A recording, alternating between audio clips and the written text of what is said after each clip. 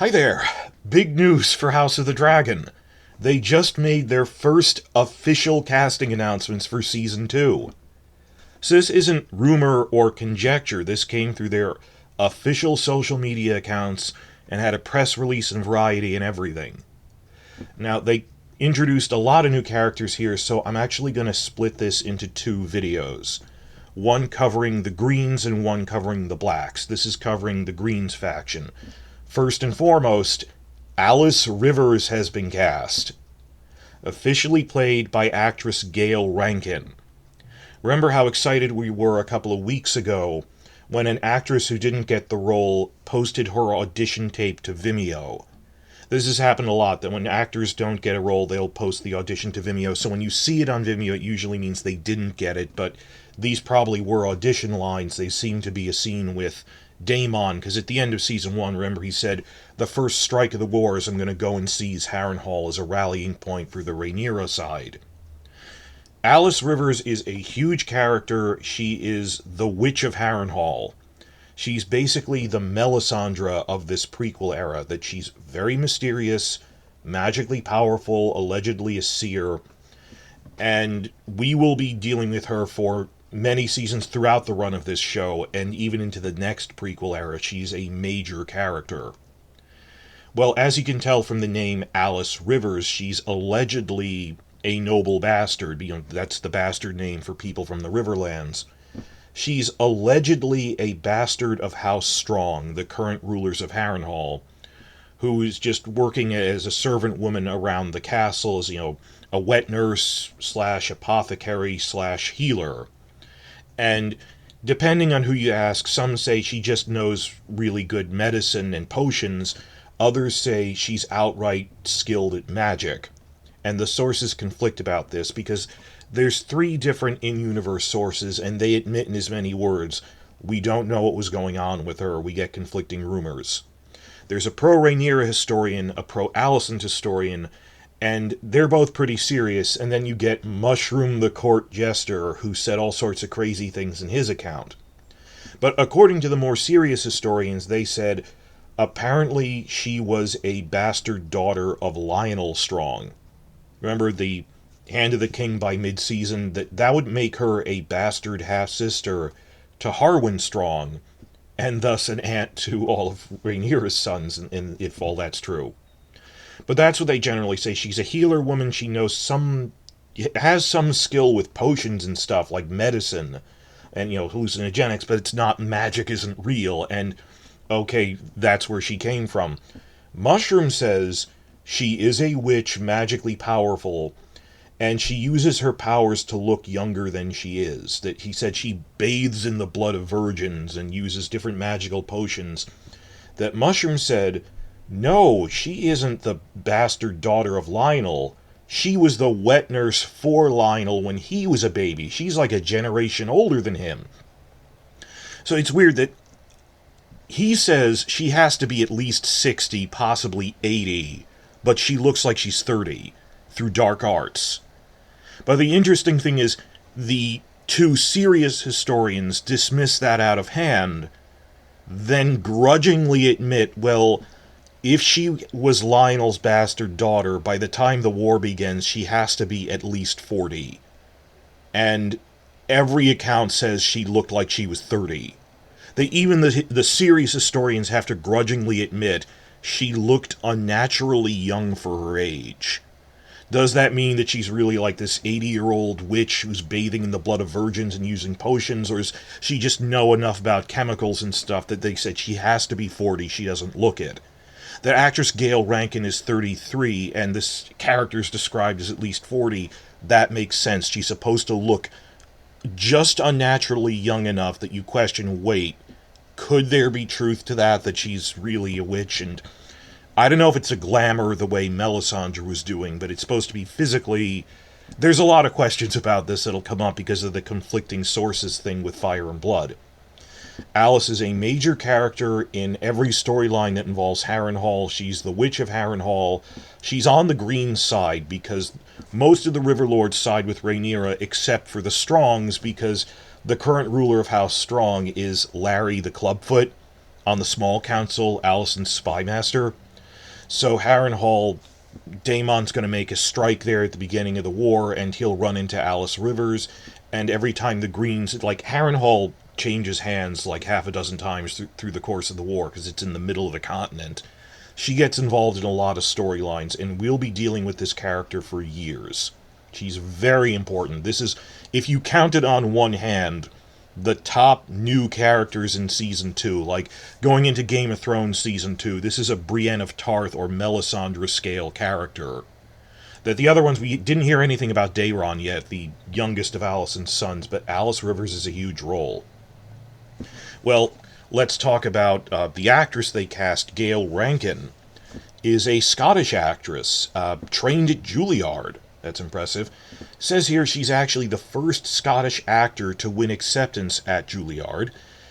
She's probably best well known for Netflix's Glow, that female wrestling drama thing, and her onstage persona was Sheila the She-Wolf. Now, I'm sorry, I'm behind on all the casting rumors. There were rumors circulating from her Instagram follows in the past 2 weeks that we think she's joined the cast, but there was so much Duncan Egg news with the new show they just greenlit, I wasn't able to cover this. Sorry, I'm behind on this. There's just been so much news the past 2 weeks.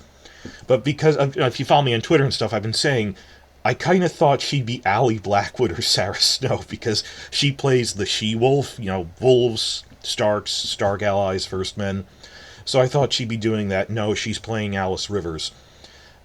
She's also been briefly in movie-wise. You may have seen her in Hugh Jackman's The Greatest Showman as Queen Victoria, but she's mostly a theater actor. That a lot of the names on this list are going to be mostly theater actors, which is good.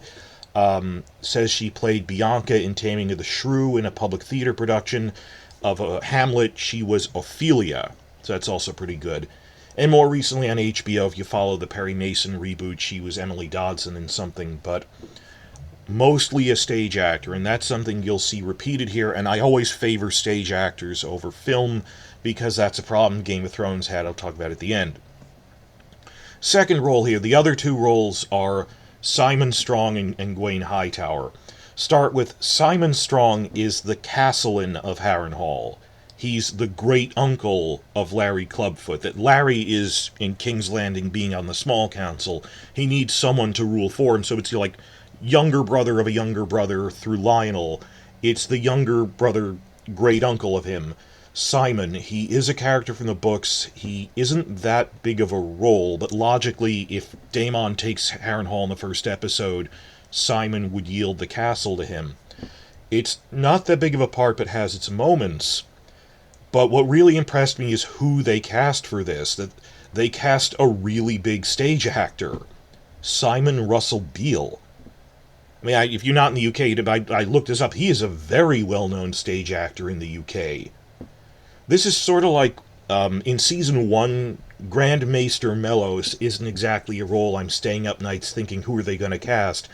But when they cast Hurwitz for that, like, he is a well-known stage actor in the Shakespeare Company and everything for Mellos. They did the same thing where they cast a really experienced actor in a relatively small role, but I think they'll make it his own.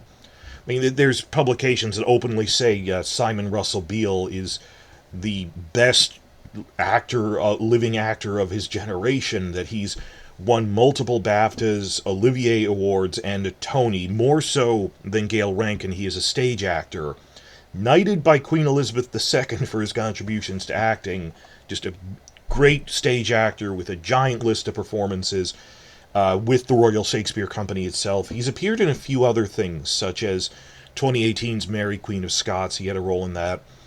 Probably best well known for 2017's black comedy The Death of Stalin, in which he played the thoroughly evil Beria, that when, like, Khrushchev and all the other Soviets are rallying against, we can't let Beria be in charge, he's the head of the secret police, he's evil.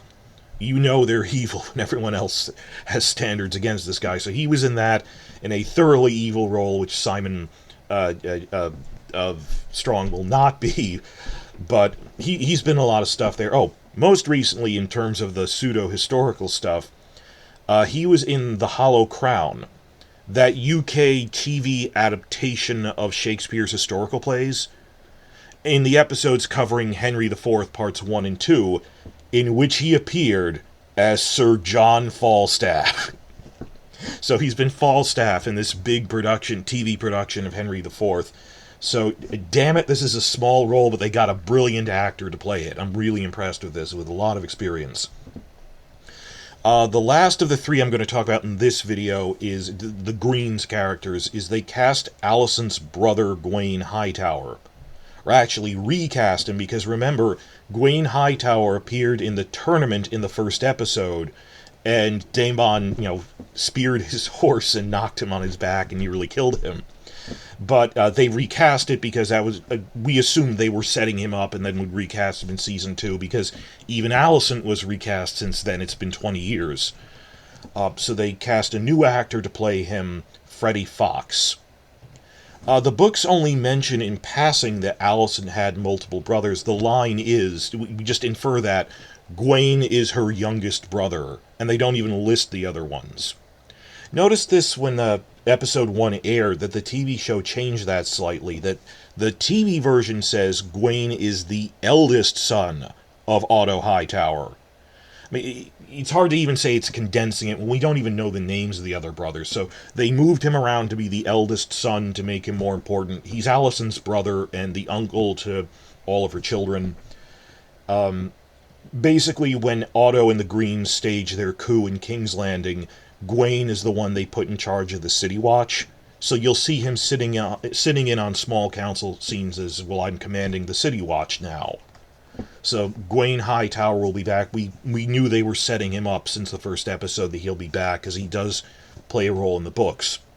As for the actor, Freddie Fox is 34 and comes from the very distinguished Fox family of theater actors in the UK. He's like third-generation actor or something. And this continues the trend we saw for all three of these roles of they're hiring distinguished theater actors. I mean, I'm listing off, you may have seen them in this movie, but they're mostly really prestigious theater performers. Freddie Fox himself starred as Romeo in a stage production of Romeo and Juliet, produced by Kenneth Branagh in 2016, a hardcore theater actor. Also appeared as Oscar Wilde's lover Bosie in 2012's The Judas Kiss. I'm just going down his profile here. You may have seen him in the movie King Arthur, Legend of the Sword in 2017, but he's mostly a theater actor. That's one of the main driving points I have with my channel here, that what ruined Game of Thrones is they were intentionally making scenes that were just vanity shots to show off the actors making brooding faces. If you're new here, check out all my other content where it's all they talk about in the Blu-ray commentary, and you realize news media failed us by not checking what they're saying in the commentaries, because this is gibberish. That they don't know what writing is. That interviews where Brian Cogman said, I can write an entire scene where characters don't speak and they can just emote it non-verbally. And no, you can't. No one can. And I have clips, I'll link it at the end of this, where I posted this video of, I found a clip of Sir Ian McKellen explaining in an interview from like the 80s, the difference between theater acting and film acting is theater acting, there isn't a camera that can make tight close-ups of your face. So you have to consider the whole body as a performance, or in character, what would a character say, the dialogue, that you can't rely on nonverbal face acting, just mugging faces for the camera, isn't something that will carry in a theater, and this is a giant mistake, amateur mistake that Game of Thrones made. And they'd even say, we cut out dialogue to focus on the faces more. I know that sounds counterintuitive. But like Brian Cogman, I posted clips of him ranting, I took out dialogue from an episode to focus on the faces more.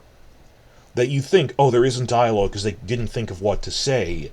No, they are actor fanboys, just, and it's bizarre, and people didn't believe me at first, but then you really saw, as seasons 7 and 8 progressed, they're just vanity shots of the actors, those long takes of just Peter Dinklage making a brooding face.